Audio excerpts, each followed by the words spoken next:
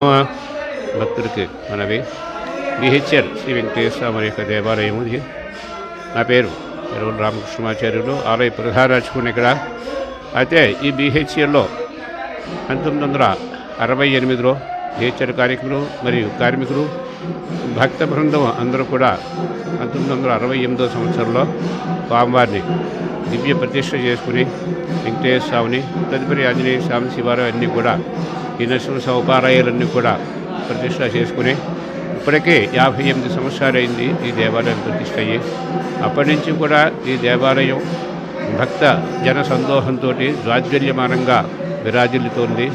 ఈ దేవాలయం వైఖానస ఆగమం ప్రకారం, తిరుపతి వైఖానస ఆగమం ప్రకారం ఈ దేవాలయంలో స్వామివారికి అర్చన కైంకర్యాదులన్నీ కూడా జరుగుతూ ఉంటాయి. ఇక్కడ ప్రతి సంవత్సరం కూడా నేరో వైశాఖ మాసంలో బ్రహ్మోత్సవాలు, శ్రావణ మాసంలో అధ్యయనోత్సవాలు మరియు పవిత్రోత్సవాలు ఇవన్నీ కూడా జరుగుతూ ఉంటాయి. మనకి ప్రతిరోజు కూడా ఉదయం 5 గంటల స్వామివారికి సుప్రభాత సేవా కార్యక్రమంతో మరియు ఆరాధనతో ఈ యొక్క కార్యక్రమాలన్నీ కూడా జరుగుతూ ఉంటాయి.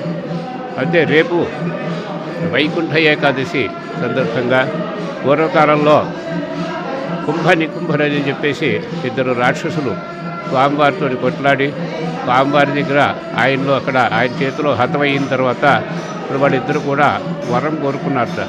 ఏంటంటే, స్వామి నీ చేతిలో హతమయ్యాం, అయితే మేము వైకుంఠంలో ఉన్నా ఎక్కడున్నా సరే నీ యొక్క దర్శనానికి రావాలి, అక్కడికి మీరు రాలేము కదా వైకుంఠానికి, అందుచేత మీ దర్శనం అయ్యేలాగా మాకు ఏమైనా ఏర్పాటు చేయండి అని చెప్పేసి ఆ కుంభరిద్దరు కూడా అడిగారట.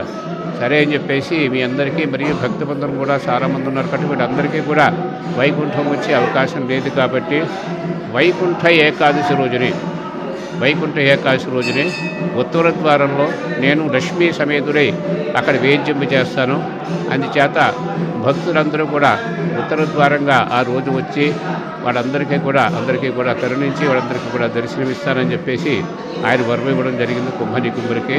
అప్పట్లాగా అయితే కూడా కొన్ని వేల లక్షల సంవత్సరాల నుంచి కూడా ఈ స్వామివారికి వైకుంఠ ఏకాదశి రోజుని విశేష పర్వదినంగా స్వామివారి అందరూ కూడా వచ్చి దర్శనం చేసుకుంటూ ఉంటారు. భక్తులందరూ కూడా మన బిహెచ్ఎల్ దేవాలయంలో దాదాపు 50,000 నుంచి 70,000 దాకా ఇంచుమించు జనాలు వచ్చి ఈ స్వామివారి యొక్క దివ్య దర్శనం చేసుకుంటూ ఉంటారు ఇక్కడ.